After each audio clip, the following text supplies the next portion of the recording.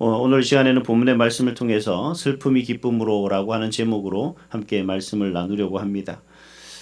사람이 참 왜 이렇게 별것도 아닌 이렇게 분주한지 모르겠습니다. 제가 오늘 새벽부터 시계를 잘못 봐서 3시부터 준비를 하고 나왔다 다시 들어갔다.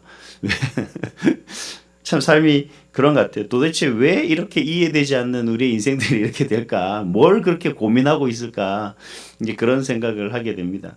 참 뭔가 이렇게 생각을 해봐도 우리가 이해되지 않는 부분들이 있죠. 우리 삶에 참 이해되지 않는 많은 부분들이 있는 것 같습니다.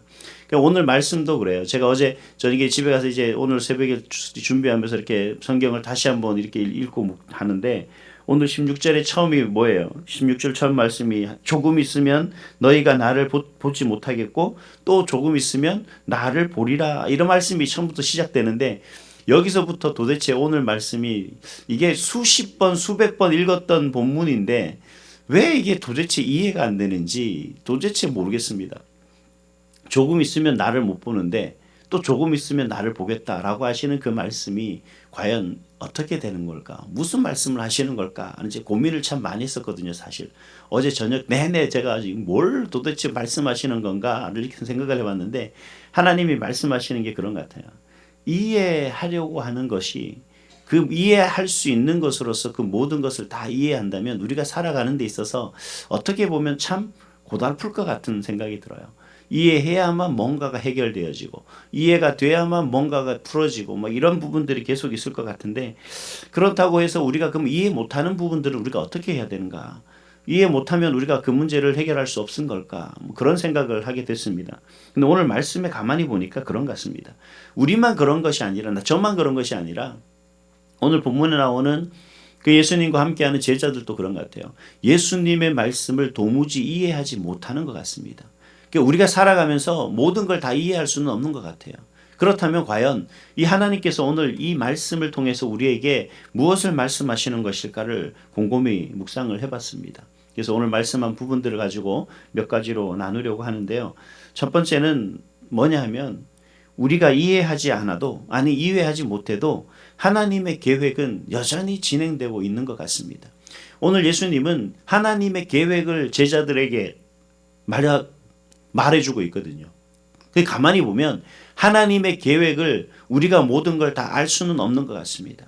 이미 만세 전부터 하나님은 계획하시고 그 계획을 그 시절에 맞게끔 계속해서 조금씩 계속해서 진행해 오셨는데 지금 이 제자들도 그런 하나님의 계획 속에서 하나님의 뜻이 어떻게 이루어지는지를 이해 못하고 있는 거죠. 또 앞으로 어떤 일들이 벌어질 것인가에 대해서도 이해하지 못하고 있다는 겁니다. 예수님께서 십자가를 향해 가고 계시다는 사실과 그 십자가의 죽음이라는 그 놀라운 하나님의 정말 슬픔과 하나님의 뜻이 있는 것과 그리고 그 죽음이 끝이 아니라 다시 부활하시고 승천하시겠다는 하나님의 놀라운 계획과 다시 이 땅에 재림하겠다는 그 하나님의 놀라운 뜻을 어떻게 다 알 수가 있겠습니까? 어떻게 다 이해하며 살 수가 있겠습니까? 그런데 그런 하나님은 이 모든 것들을 다 알고 계시지만 우리는 다 모르고 있다는 거예요.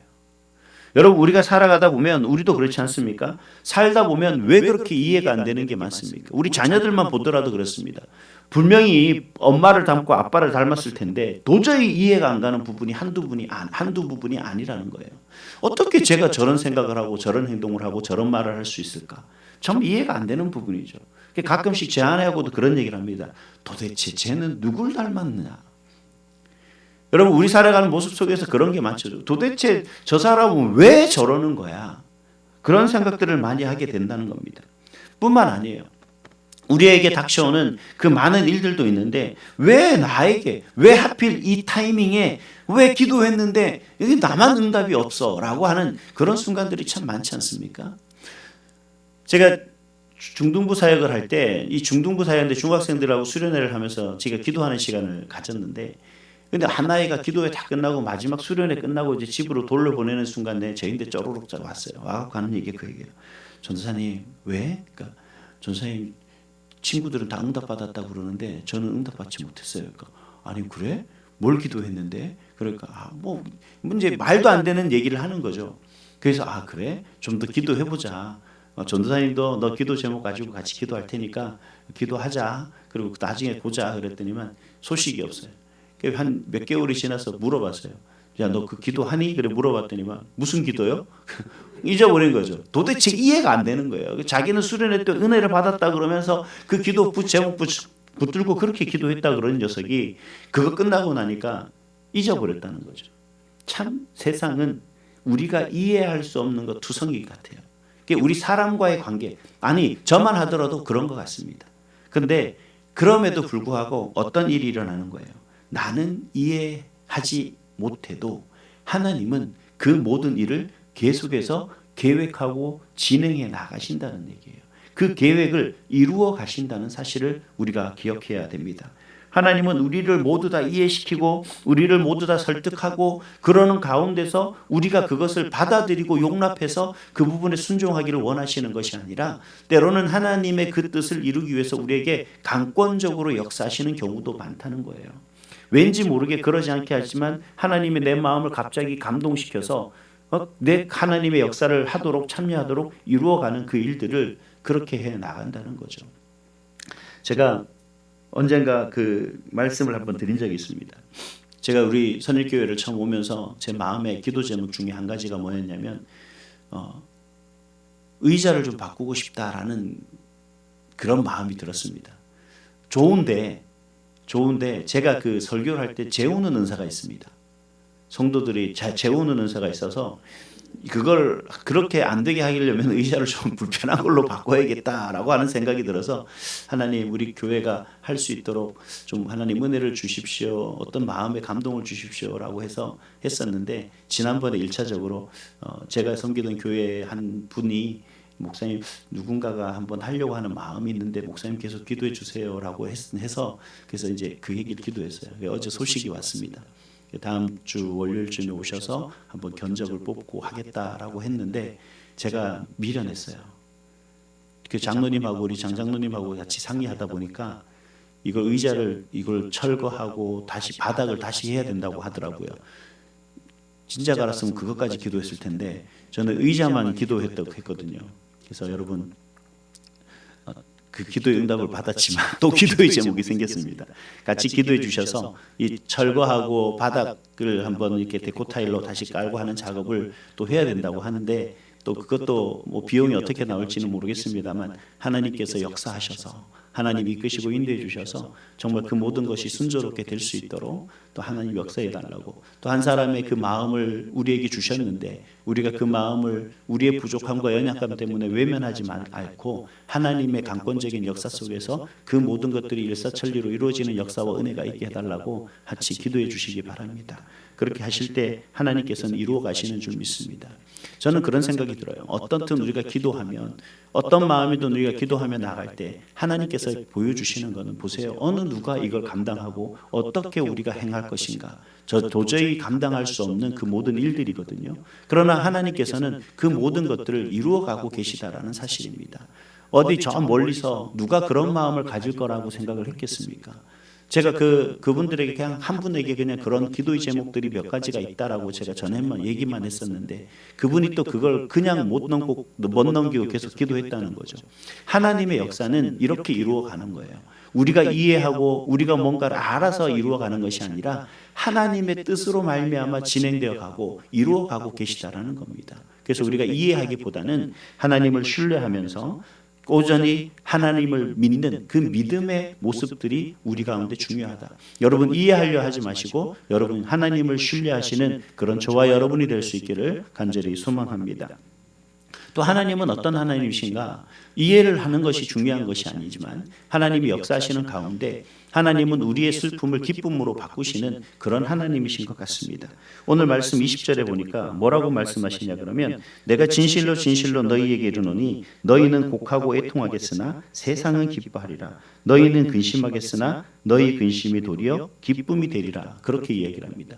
내가 곡하고 애통하고 내가 슬퍼하는 가운데 세상은 우리와 상관없이 그들은 기뻐하고 즐거워한다라고 그렇게 말씀하시는데 사실 우리의 최종 곡하고 애통하는 애통하는 우리의 삶이 그것으로 끝나고 영원한 고통과 애통으로서 살아가는 인생이 아니라 뭘로 살아간다고요? 나중에는 기쁨으로 된다라고 그렇게 말씀하고 계시는 것을 볼 수가 있습니다. 슬픔이 기쁨으로 바뀌는데 여기에는 여러분 뭔가가 한 가지가 빠져 있는 듯해요. 21절에 보니까 그래서 예수님은 해산하는 여인의 비유를 우리에게 말씀하고 계시는 것을 볼 수가 있습니다. 제 아내가 첫 애를 낳고 나서 그런 얘기를 해요. 뭐 힘들었지 수고했어 라고 이제 얘기를 했더니만 그런 얘기를 하더라고요. 둘째는 언제 낳을까? 이렇게 얘기를 하는 거예요. 이제 첫 애를 낳은 지 얼마 되지 않았는데 그런 얘기를 하는 거예요. 그래서 아니 힘들고 그렇게 고통스러운데 또 애를 놓을 생각이 있냐니까 보니까 다 잊어버렸다는 거예요. 저는 그 고통을 잘 모르겠습니다. 하지만 힘들다는 걸 알겠죠. 둘째를 놓고 나니까 셋은 우리 도저히 안 된다. 목회하는 사람이 셋은 놓으면 도저히 사람들이 오고 안 된다 뭐 그런 얘기를 하는데 지금 와서 하는 게 뭐라고 했냐면 자기 마음 속마음을 털어놔요. 이제 한 둘은 더 있었으면 좋았을 걸 그런 얘기를 하는 거예요. 아니 진작 얘기하지 이제 와서 그런 얘기를 하는 거예요. 여러분 우리 삶의 모습 속에서 어떻게 보면 늘 우리 살아가는 삶의 모습이 눈물의 시간이 분명히 있는 것 같아요. 근데 여러분 괜찮습니다. 우리가 지금 이 시간이 눈물의 시간이라도 여러분 괜찮습니다. 여러분 힘내십시오. 왠지 아세요? 그 슬픔이 그 괴로움이 결국 괴로움으로 슬픔으로 끝나지는 않겠다. 그렇게 하지는 않겠다는 것이 오늘 하나님께서 말씀하시는 거예요. 왜냐하면 하나님은 영원히 존재하시는 분이시기 때문에 우리의 모든 삶의 모습 속에서 하나님은 우리를 눈물로 끝나도록 하나님의 역사와 하나님의 은혜 속에 살아가는 우리가 하나님이 우리를 실패하고 우리가 낙심하며 살아가고 그로 인해서 우리가 무너지는 인생을 살 수 있도록 하나님께서는 방치하지 않으신다는 사실입니다. 그래서 오늘 뭐라고 약속하세요? 비록 그들이 해산의 그런 고통과 있지만 해산의 고통 뒤에 그들이 그 고통 속에 얻은 그 놀라운 하나님의 은혜를 볼 때 기쁨으로 바뀌듯이 우리 삶의 모든 모습 속에서 힘든 시간들이 하나님 안에서 기쁨으로 바뀌게 된다라고 하는 말씀을 허락해 주시는 것을 볼 수가 있습니다. 여러분 끝까지 하나님의 그 은혜를 붙들고 기쁨으로 변할 그날을 기대하며 오늘도 정말 좌절하거나 낙심하거나 무너지기보다 하나님을 끝까지 붙들고 살아가는 그런 저와 여러분이 될 수 있기를 소망합니다. 그런데 여러분 조건이 하나 있어요. 여러분 이 기쁨이 되기 위해서는 뭐가 있어야 돼요? 뭔가가 우리 가운데 충만해야 된다는 겁니다. 그 사실을 오늘 예수님이 우리에게 다시 한번 말씀해 주고 계십니다. 그건 다름 아니라 그 기쁨은 기도로 충만해질 수 있다라는 사실을 말씀해 주고 계신 거예요. 그래서 24절에 뭐라고 우리에게 권면합니까? 23절 뒷부분에 보면 너희가 무엇이든지 아버지께 구하는 것을 내 이름으로 주시리라. 그리고 24절에 지금까지는 너희가 내 이름으로 아무것도 구하지 아니하였으나 구하라. 그리하면 받으리니 너희 그 기쁨이 충만하리라. 그렇게 말씀하고 계신 것을 볼 수가 있습니다. 여러분 아주 중요한 사실인 거예요. 여러분 기쁨은 그냥 생기는 것이 아니라 기도를 통해 충만해진다는 겁니다. 그러면 이 기도가 어떤 뭐를 얘기하는 내 이름으로 구하라라는 거예요. 여기서 중요한 건 예수님의 이름으로 구하라라고 하는 이 마침 주문 같은 내용이 중요한 것이 아니라 이 말의 의미 속에는 예수님의 뜻 안에서 즉 하나님의 뜻 안에서 예수님과 함께 드리는 그 기도를 얘기하는 거예요. 예수님과 상관없이 나의 목적과 뜻과 그런 목 속에서 기도하는 것이 아니라 예수님의 뜻에 부합되어진 즉 예수님과 함께 기도하는 그 모습을 이야기하는 거죠. 여러분 아내와 남편이 서로 두 사람이 손을 잡고 있습니다. 근데 그 사람들이 그 이제 결혼식장에서 이제 서로가 부부가 되는 그 삶의 모습 속에서 그 자리에 서서 성혼선약을 하는데 서로 다른 생각을 하고 있는 거예요. 남자는 다른 여자를 생각하고 여자는 다른 남자를 생각하는 그 순간이 있다 그러면 정말 그 순간만큼 얼마나 정말 말도 안 되는 이야기인 거예요. 여보 우리가 함께 나아가는 그 삶의 모습 속에서 우리가 오직 하나님과 함께 살아가는 즉 예수님과 함께 나아갈 수 있는 그 자리에 서서 하나님의 뜻이 무엇인지 하나님의 영광을 이루어가는 그 길 속에서 정말 내가 어떻게 사는 것이 하나님의 기쁨이 되고 하나님께 영광이 되는지 또 그러한 삶을 통해서 우리에게 하나님이 주시는 은혜와 복이 무엇인지를 우리가 경험하며 살아가야 되는데 나는 예수님을 꼭 잡고 있으면서 예수님의 뜻보다는 하나님의 뜻보다는 내 뜻이 앞장서 나가는 것, 내 뜻을 우선시하고 그 모든 것을 무시하고 오직 나만을 위해 살아가고자 하는 그 모습은 아니다라는 겁니다. 사실요, 기도한다고 여러분 환경이 바뀌는 것은 아닙니다. 기도할 때 지금 당장에 뭔가 변화되는 건 아닙니다. 문제도 그대로일 수 있습니다. 근데 놀라운 건 어디서부터 변하는지 아십니까? 놀라운 변화는 우리의 환경과 문제가 변하는 것이 아니라 내가 변하더라는 거예요. 어떻게 변하냐는 거죠. 제가 앞에 처음에서 말씀드렸지만 저는 그 기도 제목이 언제 이루어질지 모르겠지만 언젠가 우리가 감당해야 될 문제고 숙제라고 생각하는 거죠. 여러분, 의자를 바꾸는 게 보통 일이 아니더라고요. 그냥 단순히 의자 몇 개 사놓고 갖다 놓는 게 아니더라는 거죠. 앞에서도 말씀드렸지만 이걸 다시 정리하려면 또 다시 정리하는데 거기도 또 많은 돈이 들더라는 거예요. 여러분, 그런데 그 모든 것들 속에서 이루어가는 그 모든 것이 당장 뭔가 변화되지는 않는데 어디서부터 되냐? 내가 하나님 앞에 기도하면서 나아가는데 하나님이 벌써 뭘 주시는 거예요? 내 마음에 기쁨을 주시는 거죠. 제가 기도한 것뿐인데 다른 사람을 통해서 이루어가는 그 하나님을 우리는 경험하게 된다는 거죠. 하나님의 역사함이 그렇게 변해가고 우리를 변하게 되더라는 거예요. 그럼 저는 또 확신을 얻은 거예요. 그래, 기도하니까 하나님이 뭔가 우리가 이루어갈 수 있도록 하시는구나. 기도하니까 하나님께서 우리에게 응답해 주시는구나. 기도하니까 하나님이 우리 가운데 여전히 역사해 주시는구나 라는 거죠. 그럼 뭐가 바뀌어요? 마음이 바뀌는 거예요. 그리고 시선이 바뀌는 겁니다. 그리고 어떻게 돼요? 이제는 기쁨이 회복되는 거죠. 좌절이 낙심이 아니라 언제 될까? 과연 들어주실까가 아니라 그렇구나, 들어주시는구나. 정말 하나님 역사하시는구나라고 하는 온전한 마음이 하나님 앞으로 나아갈 수밖에 없게 되더라는 겁니다. 여러분, 좀 답답하시는 그런 문제들이 있어요? 여러분, 좀 속상한 그런 문제들이 있습니까? 여러분, 기도의 자리로 나가십시오. 거기서 하나님이 우리를 기쁨으로, 여러분을 기쁨으로 채워주실 줄 믿습니다. 그 기쁨을 받아 누리시는 그런 저와 여러분이 될 수 있기를 간절히 소망합니다. 여러분, 우리가 이해되지 않은 상황 속에 있을 수도 있고요. 눈물의 시간을 지금 보내고 있을 수도 있습니다. 그렇다면 오늘 말씀을 붙잡으십시오. 지금이 끝이 아닙니다. 하나님은 여전히 일하고 계십니다. 그리고 반드시 기쁨으로 바꾸실 줄 믿습니다.